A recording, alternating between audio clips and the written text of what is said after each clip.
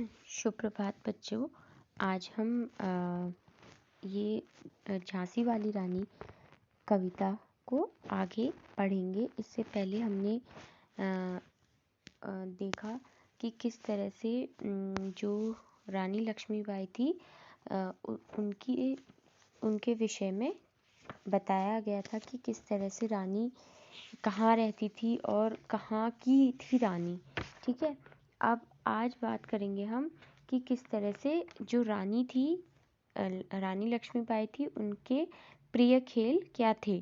ठीक है, अब जो पंक्तियाँ हम पढ़ने जा रहे हैं उसमें हम उनकी जो बचपन के प्रिय खेल थे उनके विषय में जानेंगे। ठीक है, अब लक्ष्मी थी या दुर्गा थी, वह स्वयं वीरता की अवतार। देख मराठे पुलकित होते उसकी तलवारों के वार।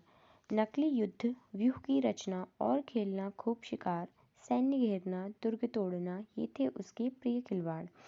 महाराष्ट्र कुल देवी उसकी भी आराध्य भवानी थी। बुंदेले हर बोलो के मुँह हमने सुनी कहानी थी। खूब लड़ी मर्दानी वो तो झांसी वाली रानी थी। इन पंक्तियों में जो रानी लक्ष्मीबाई है उनकी वीरता का वर्णन किया गया है कि किस तरह से वो बहुत ही वीर थी और बहुत ही साहसी थी, और किस तरह से वो इन पंक्तियों के माध्यम से जो कवित्री हैं वो ये कहना चाह रही हैं कि लक्ष्मीबाई की वीरता को देखकर ऐसा लगता है कि वह स्वयं दुर्गा का रूप या फिर साक्षात देवी है। उनकी वीरता और तलवारों के वारों को देखकर मराठे खुशी से फूले नहीं समाते। वह खेल खेल में ही नकली युद्ध की रचना करती है, तो कभी शिकार करती है। सैनिकों को घेरना और दुर्ग तोड़ना तो उनके प्रिय खेल थे।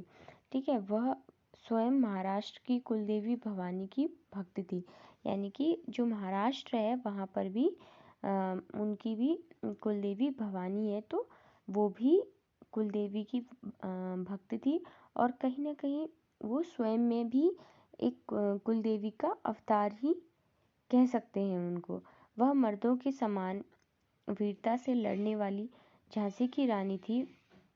यह कहानी हमने बुंदेले हरबोले के मुँह से सुनी थी। बुंदेले हरबोले एक प्रकार की जाति है जो कि महाराष्ट्र में रहती है, और वो राजाओं की प्रशस्ति गायन करते हैं, मतलब उनकी प्रशंसा में काव्य रचते हैं।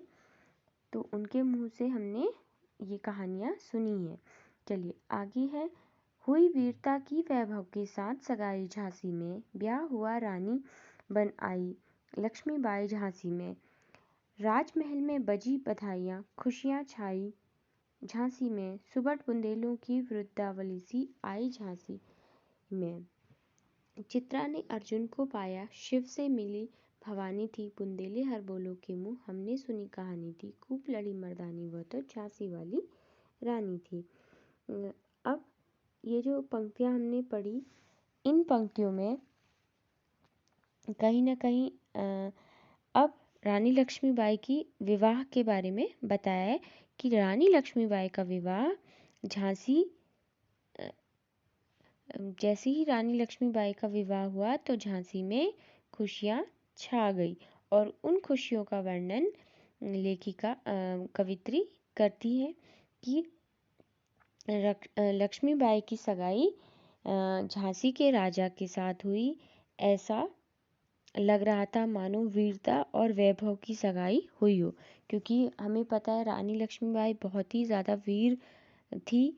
ठीक है, और जो जहाँ उनका विवाह हो रहा था वो एक राजा से हो रहा था, तो राजा क्या था, संपन्न था और वैभवशाली उनका महल था, और वो बहुत ही संपन्न घर में उनका विवाह होता है। लक्ष्मीबाई वीर थी और राजा वैभवशाली थे। वीरता और वैभव दोनों एक साथ देखने को मिल रहे थे, क्योंकि जब वीरता और वैभव मिलते हैं तो क्या होता है कि वो जो राज्य है वो और भी ज़्यादा मजबूत हो जाता है। पूरे राजमहल में बधाइयाँ बजने लगी, चारों तरफ खुशियाँ छा गई। झांसी के राजमहल और रानी लक्ष्मीबाई का जोड़ा देखने में चित्रा और अर्जुन जैसा लग रहा था, जैसे दोनों एक दूसरे के लिए ही बनी हो। ठीक है, शिव से जैसे भवानी यानी कि पार्वती मिलती है, तो उसी तरह से उनको भी देखकर ऐसा लग रहा था मानो कि ये दोनों एक दूसरे के लिए ही बने हों, बनाए गए हों, क्योंकि एक वीरता से परिपूर्ण थी और एक वैभवशाली था राजा। तो इस वजह से ऐसा लग रहा था मानो जैसे शिव और पार्वती की जोड़ी थी और अर्जुन और चित्रा की जोड़ी थी, वैसे ही राजा और लक्ष्मीबाई की भी जोड़ी थी। अब यह कहानी हमने बुंदेले हरबोलो के मुंह से सुनी थी। आगे है, उदित हुआ सौभाग्य मुदित, महलों में उजियाली छाई, किंतु काल गति चुपके चुपके काली घटा घेर लाई। तीर चलाने वाले कर में उसे चूड़ियां कब भाईं, रानी विधवा हुई हाय, विधि को भी नहीं दया आई। निसंतान मरे राजा जी, रानी शोक समानी थी। बुंदेले हरबोलो के मुंह हमने सुनी कहानी थी, खूब लड़ी मर्दानी वह तो झांसी वाली रानी थी। अब इन पंक्तियों में राजा की मृत्यु का वर्णन किया गया है कि किस तरह से राजा की मृत्यु हो जाती है और पूरी झांसी शोकाकुल हो जाती है। ठीक है, प्रस्तुत पंक्तियों में क्या है कि रानी लक्ष्मीबाई और झांसी के राजा की शादी हुई और ऐसा लग रहा था जैसे कि सारा सौभाग्य वहीं उदित होता है और महलों में प्रसन्नता उजियाली छाती है, चारों तरफ खुशियां ही खुशियां थी। लेकिन ये खुशियां ज़्यादा दिनों तक नहीं चल पाई, क्योंकि क्योंकि काल ने यानी कि समय ने अपनी जो काली घटा थी वो चुपके चुपके पूरे क्या कहते हैं झांसी में फैला दी। यानी कि जो दुख के बादल थे वो धीरे धीरे झांसी में क्या हुए, छाने लगे। और लक्ष्मीबाई जिसके हाथों में हमेशा बचपन से ही तीर कमान कटारी और हथियार रहे हैं, ऐसे हाथों में चूड़ियाँ कब सुहाती। ठीक है, ऐसे तो इस वजह से क्या हुआ कि उनके जो पति थे उनकी मृत्यु हो जाती है और रानी विधवा हो जाती है। ठीक है, राजा का देहांत हो गया और वो विधवा हो गई। इतनी छोटी सी उम्र में विधवा होने करने पर हे विधाता तुम्हें भी दया नहीं आई। यानी कि इन पंक्तियों में जहाँ पर विधि को भी दया नहीं आई, यानी कि ईश्वर को भी ऐसा करते वक्त बिल्कुल भी दया नहीं आई और राजा क्या हुए, निसंतान ही चल बसे। रानी को इसी बात का दुख था, यही उसके शोक का कारण था। और हमने यह कहानी बुंदेले हरबोलो के मुंह से सुनी थी, जो कि महाराष्ट्र के पिछड़ी जाति थी, जो राजाओं की प्रशस्ति का वर्णन करती थी। बुझा दीप झांसी का तब डलहौजी मन में हर्षाया, राज्य हड़प करने का उसने यह अच्छा अवसर पाया। फौरन फौजें भेजी दुर्ग पर, अपना झंडा फहराया, लावारिस का वारिस बनकर ब्रिटिश राज झांसी आया।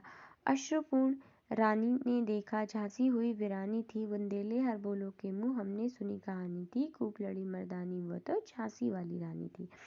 अब इन पंक्तियों में कहीं ना कहीं क्या था, जो डलहौजी था, ठीक है, लॉर्ड डलहौजी, उसने क्या पॉलिसी अपनाई थी कि जो भी राजा निसंतान मरेगा वो उसकी ज़मीन हड़प लेगा।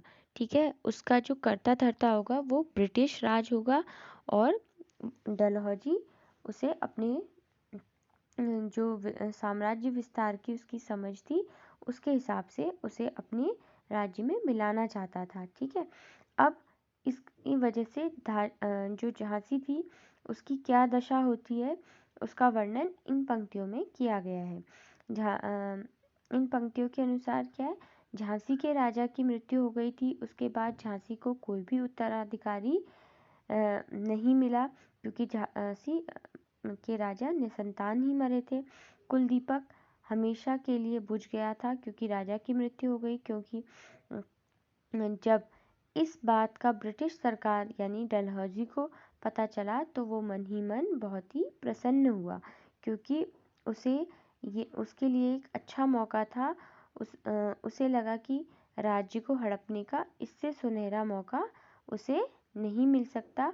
उसने तुरंत ही वहाँ सेना भेजी और झांसी के किले पर अपना झंडा फहरा दिया। ठीक है, उत्तराधिकारी के बिना झांसी लावारिस सी हो गई थी। ब्रिटिश शासन उसका वारिस बनकर आ गया था और इस प्रकार सरकार से घिरी हुई झांसी को देखकर लक्ष्मीबाई की आंखों में आंसू आ गए, क्योंकि जो झांसी खुशहाल थी राजा के होने से, अब कहीं न कहीं झांसी भी ब्रिटिश राज के भीतर आती, उसके राज्याधिकार में आती और उन्हें भी वो सारे नियम मानने पड़ते जो कि डलहौजी बनाते। तो इसलिए कहीं न कहीं इन चीज़ों को देखकर रानी को बहुत ही दुख हुआ और रानी के आंखों से मानो आंसू बहने लगे।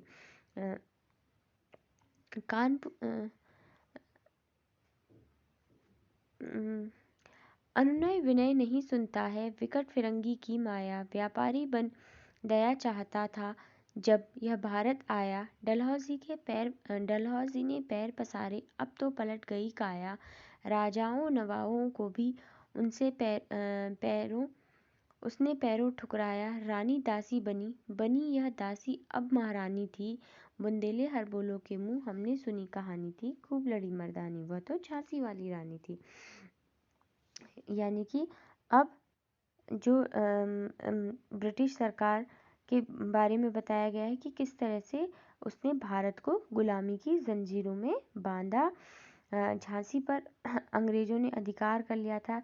रानी लक्ष्मीबाई ने बहुत प्रार्थना की, विनती की, पर उन्होंने उनकी एक भी बात नहीं सुनी। कठिन परिस्थिति सामने आ गई। एक समय था जब अंग्रेज भारत में व्यापारी बनकर आए थे और वे क्या करते थे, भारतीय राजाओं से दया की भीख मांगते रहे थे और वो ये अपने व्यापार को बढ़ाने के लिए राजाओं से अनुमति मांगते थे, उनके आगे विनती करते थे। लेकिन समय पलटते ही क्या हुआ, कहाँ, अब देखते देखते पूरा राज्य ही हड़प कर गई। यानी कि उन्होंने धीरे धीरे अपने पैर पसारने शुरू किए और इस तरह से भारत गुलामी की जंजीरों में जकड़ने लगा। अंग्रेज अधिकारी डलहौजी जो उनके प्रतिनिधि का काम कर रहा था, उसने क्या किया, धीरे धीरे पूरे भारत पर कब्जा कर लिया अपनी इस नीति से कि जो भी राजा निसंतान होगा उसके राज्य की देखरेख वो स्वयं करेंगे या फिर वो उनके अधिकार क्षेत्र में आ जाएगा। ठीक है, अब स्थिति यह थी कि राजाओं और नवाबों की बातें भी ठुकराने लगा था, उनकी बातों को पैरों के नीचे रौंदने लगा था। झांसी अंग्रेजों के कब्जे में होने से रानी लक्ष्मीबाई अब दासी बनकर रह गई थी, अर्थात दासियों जैसा व्यवहार उनके साथ होने लगा था, क्योंकि वो एक महारानी थी। और यह कहानी हमने बुंदेले हरबुलों के मुंह से सुनी थी। ठीक है, अगली है, चीनी राजधानी दिल्ली की लिया लखनऊ बातों बात, कैद पेशवा था बिठूर में, हुआ नागपुर का भी घात, उदयपुर तंजौर सतारा कर्नाटक की कौन बिसात, जबकि सिंध पंजाब ब्रह्मा पर भी अब था वज्र निपात, बंगालों मद्रास आदि की भी तो यही कहानी थी। बुंदेले हर बोलो के मुँह, हमने सुनी कहानी थी, खूब लड़ी मर्दानी, वह तो झांसी वाली रानी थी। इन पंक्तियों में उनके राज्य विस्तार का वर्णन है, अंग्रेजों के राज्य विस्तार का वर्णन है कि अंग्रेज धीरे धीरे अपने राज्य का विस्तार जारी रख रहे थे और वो धीरे धीरे दिल्ली को भारतीय राजाओं से छीनकर तथा लखनऊ तो बातों ही बातों में ले लिया। यानी कि उन्होंने दिल्ली को तो छीना ही छीना, साथ ही उन्होंने लखनऊ को बातों बातों में अपने कब्जे में कर लिया। पेशवा बिठूर उनकी कैद में तो नागपुर की क्या बात, ठीक है। जब पेशवा और क्या कहते हैं बिठूर के जो महाराजा थे वो जब उनकी कैद में थे तो नागपुर तो बहुत छोटी बात थी। इनके अलावा उदयपुर, तंजौर, सितारा, कर्नाटक की तो कोई उनके सामने कुछ भी वो ठहर नहीं सके। जबकि सिंध और पंजाब ब्रह्म पर भी उनके कदम पड़ चुके थे। हर जगह जहाँ भी देखो, चाहे वो बंगाल हो या मद्रास हो, सबकी यही कहानी थी कि उन्होंने सब पर अपना कब्जा कर लिया था। एक के बाद एक राज्य उनके कब्जे में चला गया और यह कहानी हमने बुंदेले हरबोलो के मुंह से सुनी थी। यानी कि धीरे धीरे अंग्रेजों ने अपना राज्य विस्तार करना आरंभ कर दिया था और भारत जैसे बड़े देश को उन्होंने धीरे धीरे गुलामी की चपेट में ले लिया था। चलिए बच्चों, आज के लिए इतना ही। अगली कक्षा में आगे की पंक्तियों को हम समझेंगे।